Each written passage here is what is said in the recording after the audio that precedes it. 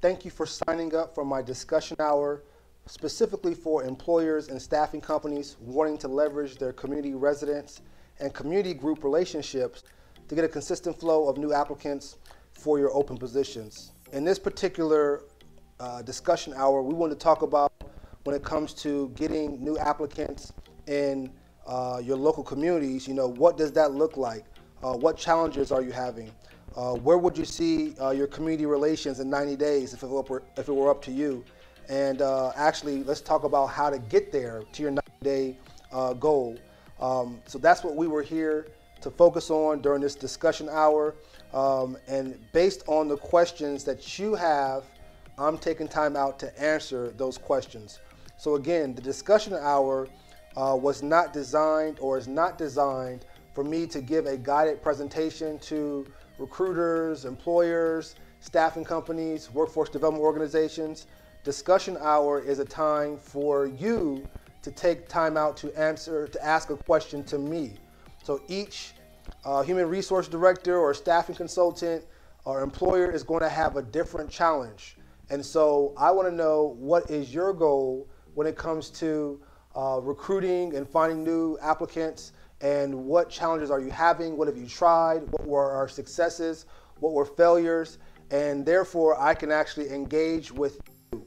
So discussion hours are not a guided presentation like the traditional sense. Discussion hours are open conversations based upon the questions that you have that I would answer. And if you don't agree with them or you need more details, in the chat during the discussion hour, you would actually take time out to elaborate on what do you mean.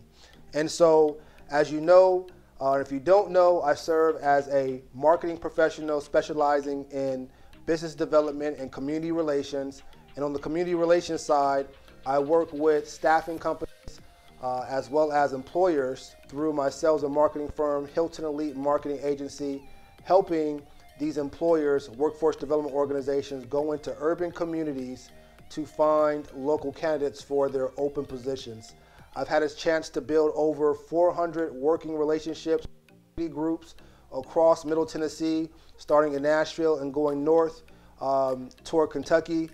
Had a chance to represent and serve as the Director of Marketing and Community Engagement for staffing firm Express Employment Professionals, Nashville North and Downtown office, where I had a chance to help bridge those communication gaps and actually direct community leaders, community groups to Express in regards to directing people to Express to apply for available jobs. So done countless job fairs, served on countless employment panels throughout the years. And so what the community residents have to say, as well as connecting with employers as far as what their challenges are, is what I do best. And so this discussion hour is designed for employers, staffing companies that are looking to hire. I want to find out from you, what are your challenges? Ask me the hard questions. We're taking an hour to do that. And so in this particular case, we had a few questions that popped up during our last discussion hour, and I wanted to cover those questions really quick. So one of the questions that was asked was, what are some of the ways companies can get more engagement from an already existing list? What are some of the ways companies can get more engagement from an already existing list?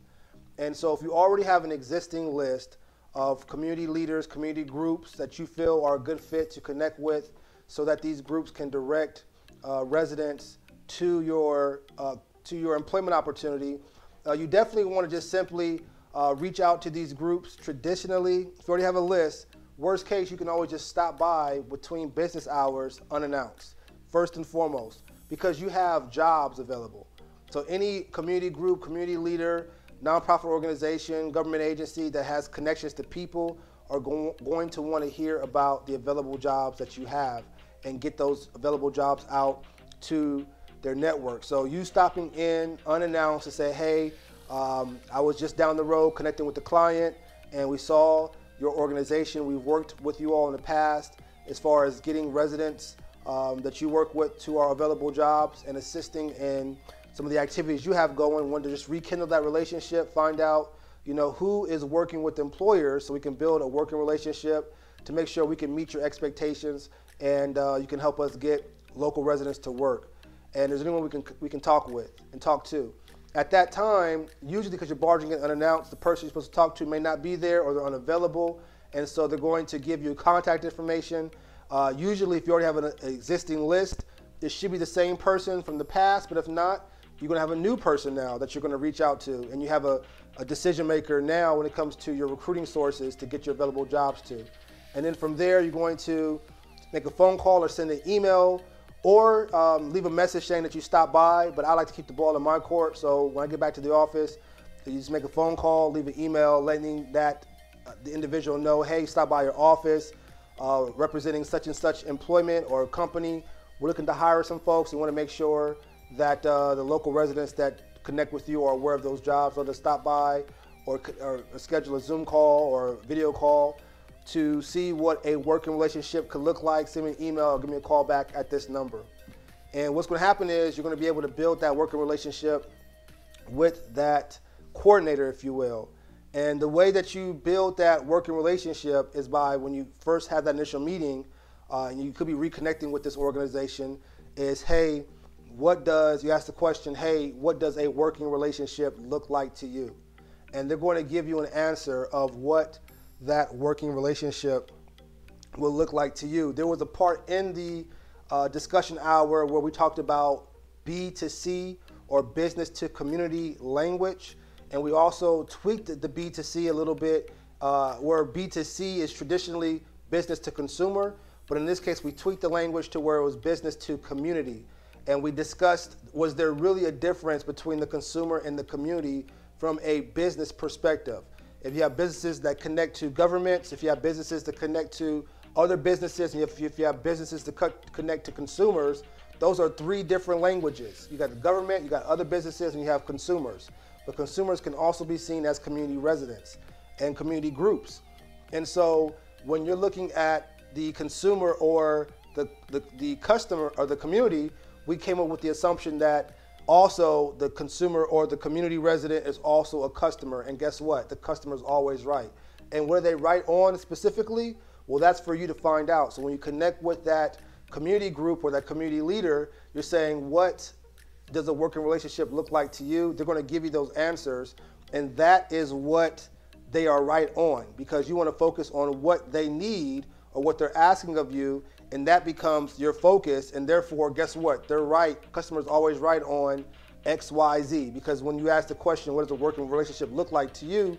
They said, okay, it's X, Y, Z. So that's what you're focusing on, and you want to make sure you keep right by being consistent, transparent, and accountable to build that working relationship.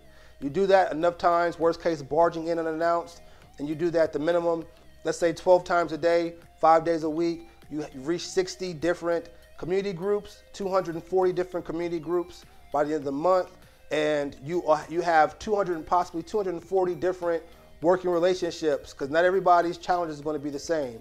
And so it's going to be your job to make sure that you're managing each recruiting source's challenge to fill their needs, and guess what? They're going to direct people to you.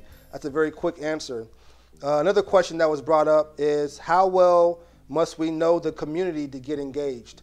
You don't need to know them well at all, simply because community groups, community residents respectfully are used to doing community group, community resident things. And you're coming from a private sector or business perspective because you're hiring.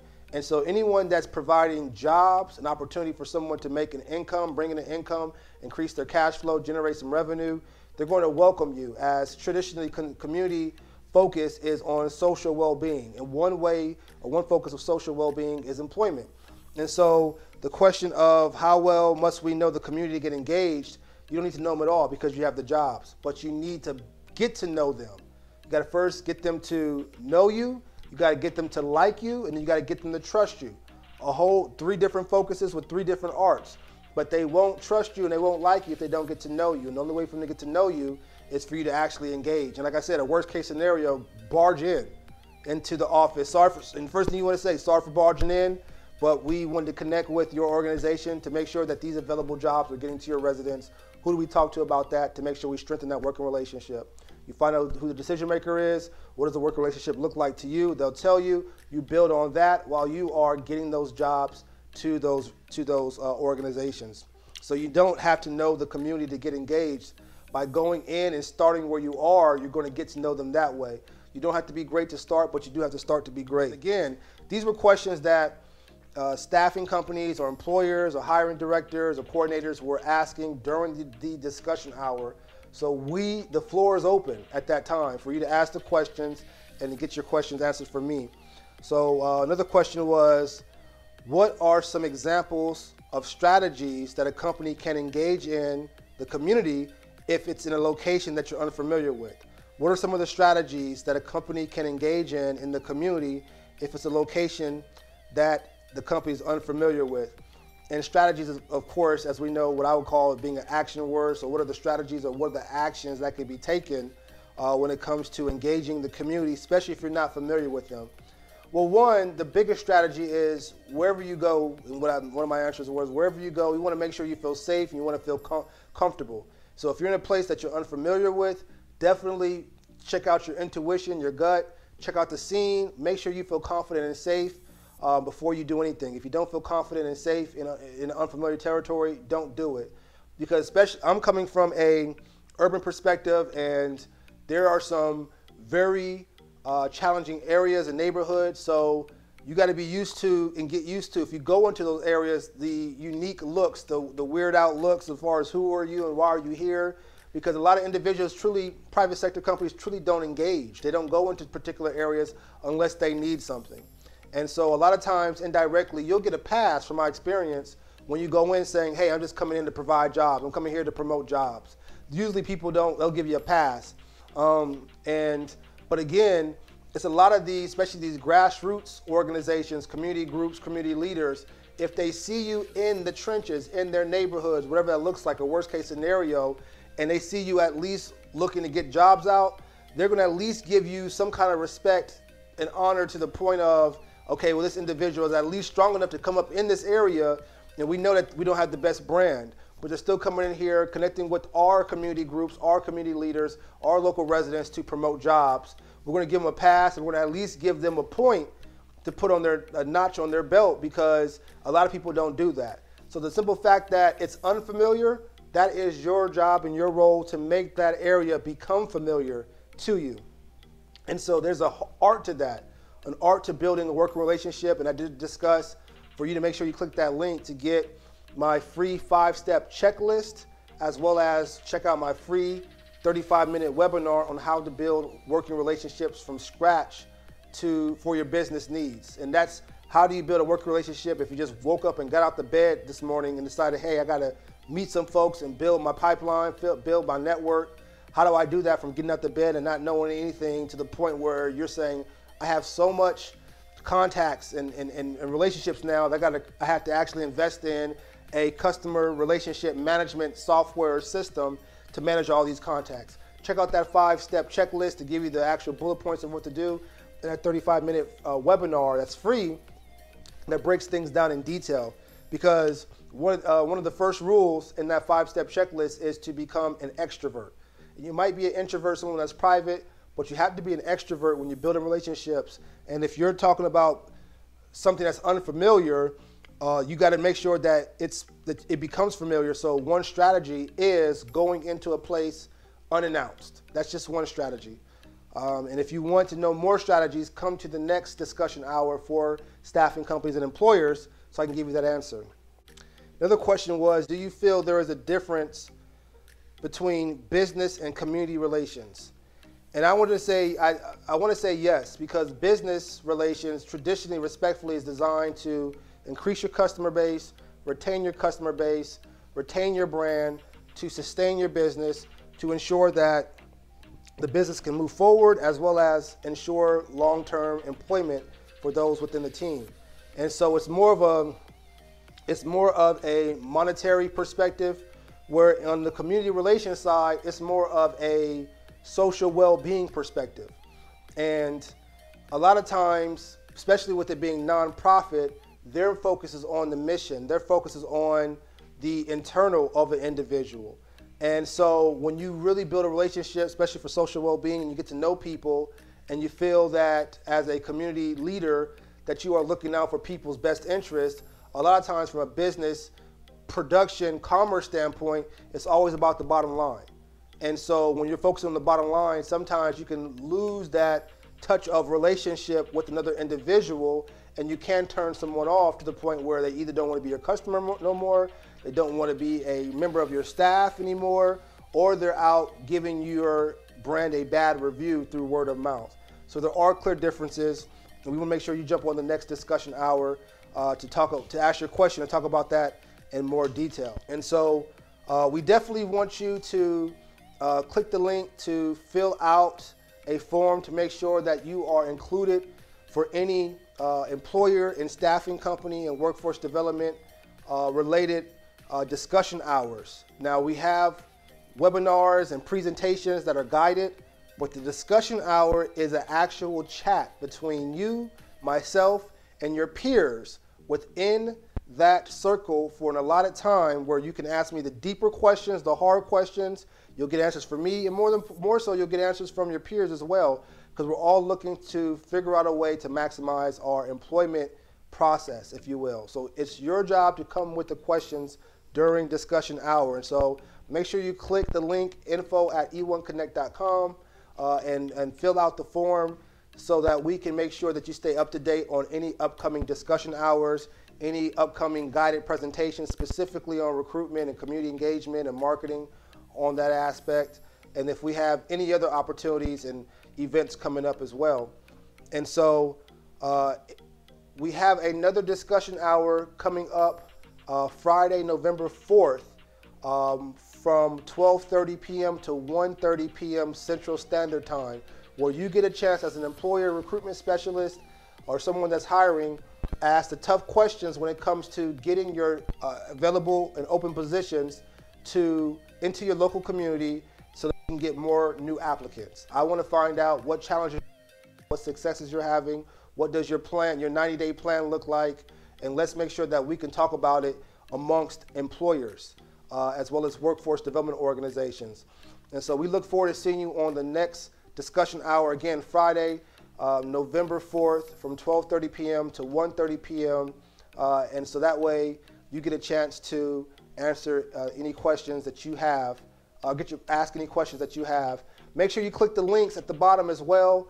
We are a sales and marketing firm, Hylton Lead Marketing Agency, that's powering this discussion hour, self-sustaining business. So we appreciate any donations that you felt this message was worth to you. This particular message and this recap, what we talk about on Friday coming up is going to be something totally different.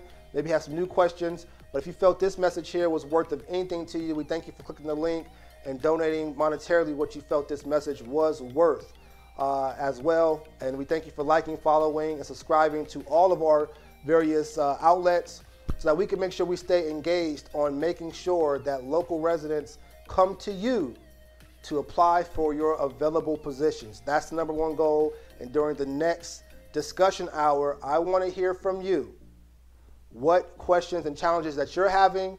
And if you don't have anything to ask as far as a question, I will have some questions that you may want to consider that I'll bring up when it comes to recruitment and community engagement and connecting with your local communities to fill those open job positions. But more importantly, the discussion hour is ran by you based upon your questions. So don't hold anything back.